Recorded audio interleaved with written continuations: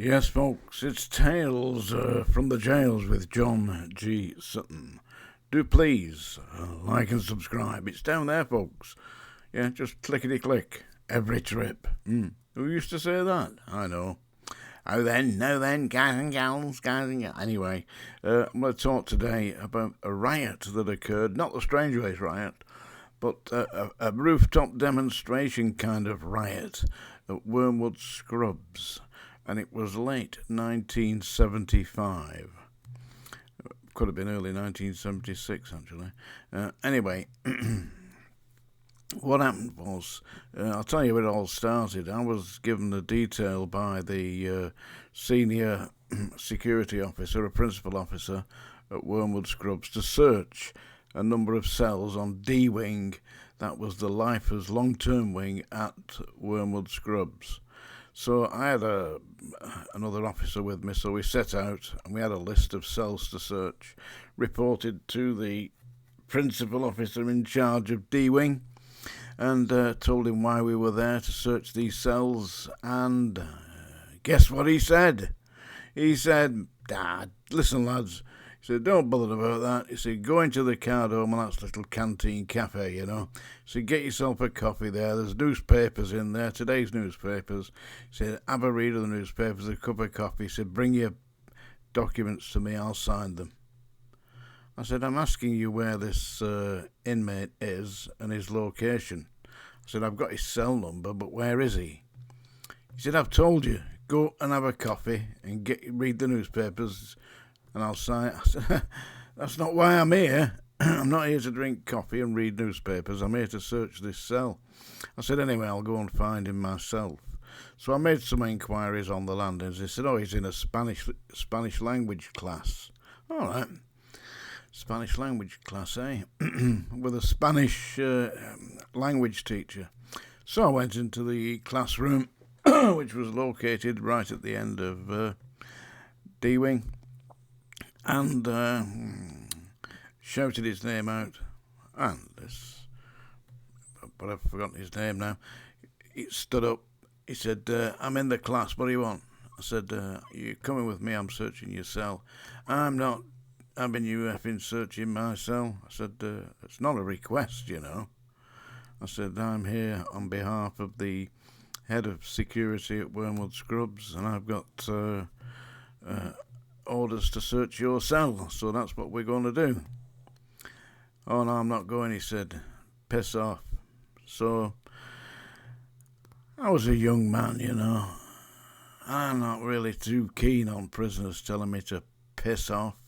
So I snatched hold of him, as you do, put his arm up his back, got my hand onto the back of his collar like that, and bodily dragged him out of the classroom and frog marched him across the landings to his cell, when I said to my oppo, the officer that was with me, open the cell. I said, and we'll take him in and we're going to search this cell. As I was doing this, suddenly about 4-5 officers from D-Wing, including the principal officer, turned up and surrounded us and started shouting, let him out, get off him, you know, get off him, Mr. Sutton, or we'll get hold of you. These officers were about to physically assault me for doing my duty. I said, I'm here on behalf of the principal officer in charge of the security of this prison, and I'm going to search that cell. No, you're not. He said, you get off this landing immediately, get out of D-Wing. He said, otherwise we'll be getting hold of you and throwing you out. Seriously, that's what he said to me. So I let go of the inmate, so right, off I go. So I wrote it all down. A4 paper, blank paper, wrote it all down. Went to see the principal officer in charge of the security at Wormwood Scrubs. Said, I was denied access to this inmate by the principal officer in charge of D-Wing and numerous members of his staff who threatened me with physical violence. So what do you think the head of security said? The principal officer. Oh, well, he said, don't worry about that. He said, just go and search some of the other cells. Go to A-Wing and search some cells there. I said, don't you think there's something suspicious about this? No, he said, that's my instructions. Go on, get out. So that was that. I mean, I'd done my duty. I'd reported it in writing. About 4 nights later, I was sat at home watching the television. I'd just finished a late shift at the Scrubs. It'd be about 10 o'clock. On the 10 o'clock news, rooftop disturbance at Wormwood Scrubs. Inmates from the IRA parading up and down the... It showed pictures of them parading up and down the landing, on the roof. Yeah, parading up and down the roof, marching up and down, dressed in mock uniforms, carrying a homemade flag, a tricolour, and they were parading this, and they were demanding political status. Well, the problem was, one of the inmates on that roof was the guy. I had his arm up his back and frog marched him to his cell, and I was about to search his cell when the principal officer stopped me. Why did they not want me to search his cell? Did they know something was in there? Did they know that they'd made these mock uniforms and tricolours and berets that they'd made? I don't know. It took about 2 days to get them off the roof. I was up there under the eaves of the roof. We went up there armed with pickaxe handles, banging on the roof. Come down, you bastards, you know. I mean, I have great sympathy with the motives behind the IRA. I mean, the way that they went about it, the modus operandi, blowing people up and murdering people, I definitely don't agree with that. But as I am part Irish, I can understand, you know, that it's Ireland for the Irish, you know. But the way they went about it was wrong. And then smashing the bloody roof of the prison up, well... We were banging on the roof with our great big pickaxe handles, and we started chanting, Isaac is umba, zumba, zumba, Isaac is umba, zumba, say bang, you know, you're bloody stupid, really. You could hear it on the TV cameras, yeah. When they showed it on the news, you could hear this bloody racket. They obviously thought it was the prisoners on the roof. It wasn't. It was about 30 of us underneath the eaves, and the IRA said, we are not coming down unless you all go away. So they got the governor and the deputy governor and the senior medical officer, and they finally came off the roof and came down, but they refused to wear prison uniform.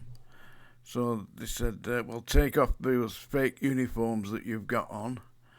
You know, you can't wear them. So they took them all off, stripped down to their underpants. Said, well, you are wearing prison clothing, aren't you? Because we issued them. Underpants off, vest off, start bollock naked. So they said, well, we're going to take you to the segregation unit, which was on A-Wing, a special unit on A-Wing.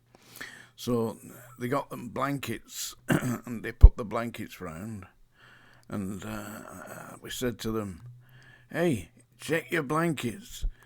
And on the corner of the blankets it got HMP. Said, you're back in uniform again, eh? Threw the blankets off. It was bloody freezing, it was the middle of winter. And they marched, seriously, stark bollock naked, right through the prison, from D-Wing, which is at one end, right to A-Wing at the other, where they got banged up in the segregation unit. That was a dangerous time, that, because they were seriously demanding political status. It was in all the papers. But it would have been halted, stopped, if the security principal officer had got some nerve, but he hadn't, and if the principal officer in charge of D-Wing hadn't interfered and prevented me from doing my duty. And I put another paper in to the governor. And what do you think the governor said? I already know about this, Mr. Sutton. Thank you very much. Hey, what's going on? What's going on, eh? Anyway, it's that time of day, folks. Yep. Do please like and subscribe, and comments. Give me some insults. There you go. That's the song dinger. You've had your warning. I suspect that most people have left already. But for those of you that haven't, I'm going to sing a song that was actually number one in the charts on the day that I got married, which was the 6th of August 1970. And this is the song that was number one in the pop charts when they had pop charts and music sounded like music. This is by Elvis Presley. It's called The Wonder of You. And by the time I finish, you'll be wondering what I did to it. When no one else can understand me, when everything I do is wrong, you give me hope and consolation. You give me strength to carry on, and you're always there to lend a hand in everything I do. That's the wonder of you. And when you smile, the world is brighter. You touch my hand, and I'm a king. Your kiss to me is worth a fortune. Your love for me is everything. I guess I'll never know the reason why you love me as you do. That's the wonder of you. I guess I'll never know the reason why you love me as you do. That's the wonder of you. I bet you're wondering why you stopped to listen to that now, aren't you? Tales from the Jails with John G. Sutton. Please like and subscribe. I hope you enjoyed that. If you did, Monday morning, sick parade.